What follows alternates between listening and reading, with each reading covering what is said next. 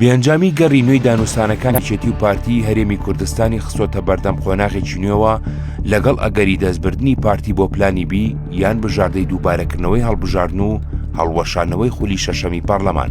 ڕۆژی سێشەممە هەردوو شاندی باڵای دانوستانکاری یەکێتی و پارتی لە پیرمان کۆبوونەوە بە مەبەستی تاوتوێکردنی پرسی پێگەنانی کابینەی نوێ و پۆستەکانی کورد لە بەغداد، بەڵام هیچ ئەنجامێکی لێ نەکەوتەوە. دەرباز کۆسڕەت ڕەسوڵ ئەندامی شاندی یەکێتی لە لێدوانێکیدا بۆ ڕۆژنامەنووسان بوونی بۆ چوونی جیاوازی پارتی و یەکێتی لە کۆبوونەوەکەدا نەشاردەوە، لەگەڵ ئەوەشداوتی لەبارەی پێگەێنانی کابینەی نوێ نەچوونەتە وردەکاریەوە. وتیشی لە پێش هەڵبژاردنەکانەوە کۆبوونەوەکان هەڵبەسێردا بوون، لە دوای هەڵبژاردنیش دۆخێکی نوێ هاتۆتە پێشەوە کە پێگەێنانی حکوومەتە لە عێراق و هەرێم. تێڕوانینی جیاوازە بووە کە چۆن بتوانن ئەو دوو پرۆسەیە تێگەڵ کێش بکەن. بە پێچەوانەی کۆبوونەوەکانی پێشویانەوە دوای کۆبوونەوەکە هیچ ڕاگەیەندراوێک بڵاو نەکرایەوە. لە ئاماژەیەکدا بۆ بێ ئەنجامی کۆبوونەوەکە بەپی میدیاکانی یەکێتی هەردوو لا سوور بوون لەسەر داواکاریەکانی پێشویان. سەرچاوێک لە شاندی یەکێتی بۆ سبەی ئاماژەی بۆدا دانوستانەکانی هەردوو حیزب نەگەڕاونەتەوە خاڵی سەرەتا و کۆبوونەوەکان بەردەوام دەبن بەبێ ئەوەی وردەکاری بخاتە ڕوو. کۆبوونەوەکە یەکەم گەڕی دەستپێکردنەوەی دانوستانەکانی پارتی یەکێتی بوو لە دوای هەڵبژاردنی پارلەمانی عێراق لە دۆخێکدا کە پارتی بە قۆناغێکی نوێ ناوی دەبات لە کاتێکدا یەکێتی جەخت لە داواکاریەکانی پێشووی دەکاتەوە. پێشتر پارتی یەکێتی 20 جار لەبارەی پێگەێنانی کابینی دەیەمی حکوومەتی هەرێم کۆبوونەتەوە، بەڵام نەگەیشتوونەتە ڕێکەوتن. بێنجامی کۆبوونەوەکە لە کاتێکدایە ناکۆچەکانی پارتی یەکێتی لەسەر پۆستی سەرۆکۆماری داهاتووی عێراق زیاتر بووە، هەردوو لا پۆستەکە بە مافی خۆیان دادەنێن.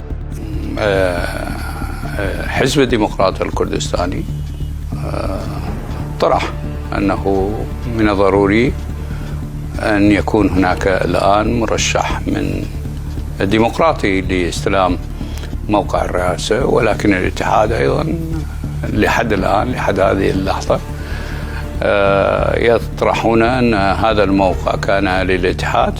فواد حسين ئەندامی مەکتەبی سیاسی پارتی لە چاوپێکەوتنێکیدا لەگەڵ کەناڵی حەدەس ئاماژەی بۆدا پارتی پێشنیازی کردووە کە پێویستە کاندیدێکی پارتی پۆستی سەرۆکۆمار وەربگرێت لە کاتێکدا یەکێتی پۆستەکە بە مافی خۆی دادەنێت. وتی شێو پۆستە مافی یەکێتی نییە، چونکە دکتۆر لەتیف ڕەشید سەرۆکی ئێستا کە ئەندامی یەکێتی بوو لە کێبڕکەی بوون بە سەرۆکۆمار ڕکابەری یەکێتی کرد و سەرکەوتنی بەدەستهێنا بە پشتیوانی پارتی. جەختکردنەوەی پارتی لەسەر ڕۆڵی لە دیاریکردنی پۆستی سەرۆکۆمار لە کاتێکدایە یەکێتی ئەو پۆستە بە پشتی خۆی دادەنێت کە ماوەی 20 ساڵە لەلای ئەو حیزبەیە لەبەر پێدانی پۆستی سەرۆکی هەرێم بە پارتی، ئەوەش بە پێی ڕێکەوتنی نێوانیان لە ساڵی 2005 کە دواتر بووە بناغی ڕێکەوتنی استراتیژی. دەستپێکردنەوەی دانوستانەکانی پارتی یەکێتی لەسەر بنەمای کۆتاپەیامی مەسعود بارزانی سەرۆکی پارتی بوو بۆ یەکێتی پێشەوەی دەست بۆ پلانی بی ببەن کە تاوکردنی ڕێژەی یاسایی پارلەمان و دروستکردنی حکوومەتە بەبێ یەکێتی.